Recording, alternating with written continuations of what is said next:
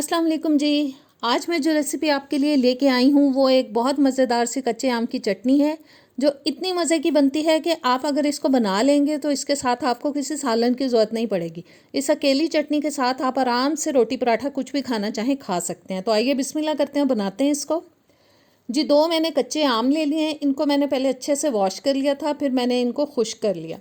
आप डंडी वाला हिस्सा उतार देंगे पहले, और पीलर लेके पीलर की मदद से एक पतला सा छिलका हम इसके ऊपर से उतार देंगे। और दोनों आम को हमें इसी तरह से छील लेना है। उतनी देर में आप अगर चैनल पे नए आए हैं, सब्सक्राइब नहीं किया तो प्लीज़ मेरे चैनल को सब्सक्राइब करें। ये आप लोगों की तरफ से हमारी हौसला अफजाई होती है, आपका प्यार होता है हमारे लिए। बेल के बटन को प्रेस करें ताकि नई वीडियोस के नोटिफिकेशंस आप तक आते रहें। वीडियो अच्छी लगे तो लाइक और शेयर भी ज़रूर कर दीजिएगा। दोनों आम छिल चुके हैं। अब इनके ऊपर से हमें सारी स्किन उतार लेनी है, रफली इनको काट लेना है हमें, और गुठली को हम फेंक देंगे। और बस जी, सारी स्किन को बस ऐसे मोटा मोटा सा करके हमें निकाल लेना है इसके अंदर से।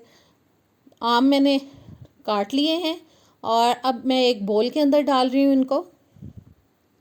और अब ले ली हैं जी मैंने 5-6 हरी मिर्चें, उनको भी मैंने पहले धो लिया था। और अब इनको रफली काट लेंगे इन आमों के साथ।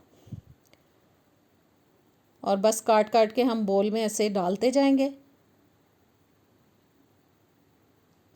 बस एक रह गई है, इसको भी काट लेंगे।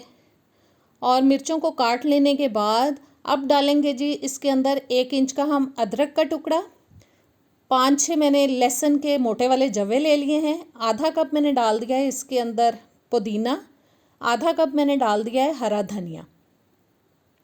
और साथ ही इसमें डाल देंगे जी हम एक टमाटर, मैंने बड़े साइज़ का ले लिया है, इसको भी हम रफली काट लेंगे। और काट लेने के बाद इसको अब रखते हैं साइड पे। अब जो मसाले हमें डालने हैं वो बता देती हूँ आपको। 10 से 12 अदद मैंने मिर्चें ले ली हैं साबुत वाली, क्योंकि चटनी थोड़ी स्पाइसी ही अच्छी लगती है। 1 टीस्पून मैंने ले लिया है साबुत ज़ीरा, 1/2 टीस्पून मैंने काला नमक ले लिया है, और 1 टीस्पून मैंने ले लिया है जी नमक सादा, जो आप नॉर्मल घर में इस्तेमाल कर सकते हैं। टेस्ट के हिसाब से कम ज़्यादा आप कर सकते हैं।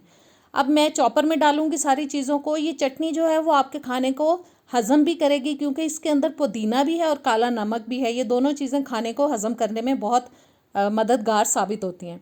और साथ मसाले डाल देंगे और थोड़ा सा पानी ऐड करेंगे हम इसके अंदर, 3 से 4 टेबलस्पून तक। और एक इंग्रेडिएंट ऐसा है जो हम इनको चॉप करने के बाद डालेंगे, वो इतना इसके टेस्ट को बढ़ा देता है कि खाने का मज़ा आ जाता है। अच्छी तरह से हमें इसको चॉप कर लेना है, क्योंकि मुझे चटनी जो है बिल्कुल पेस्ट फॉर्म में अच्छी नहीं लगती, थोड़ी ऐसे अच्छी लगती है, थोड़ी खड़ी खड़ी सी, कि खाने का मज़ा आए, चीज़ें फील होनी चाहिए। और बस एक दफ़ा हिला लेते हैं ताकि साइड से उतर जाए और अच्छी तरह से ये सारी चीज़ें जो हैं वो मिक्स हो जाएं, चॉप हो जाएं अच्छी तरह से। फिर से मैं एक दफ़ा बंद करूँगी और इसको हम थोड़ा चला लेंगे चॉपर को। आप चाहें तो ब्लेंडर के अंदर भी बना सकते हैं, मिक्सी जार के अंदर भी बना सकते हैं। मैं लेकिन चॉप कर रही हूँ क्योंकि मुझे थोड़ी खड़ी खड़ी अच्छी लगती है। बस जी, अब सारी चटनी हम निकाल लेंगे चॉपर में से,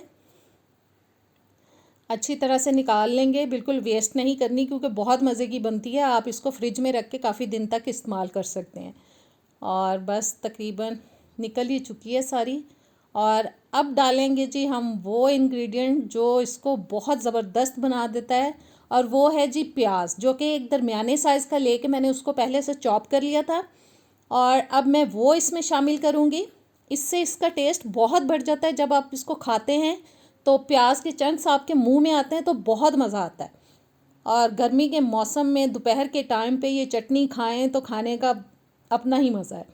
तो कैसी लगी आज की रेसिपी? मुझे उम्मीद है कि आपको पसंद आएगी, ज़रूर ट्राई कीजिएगा। इजाज़त दें, अल्लाह हाफिज़।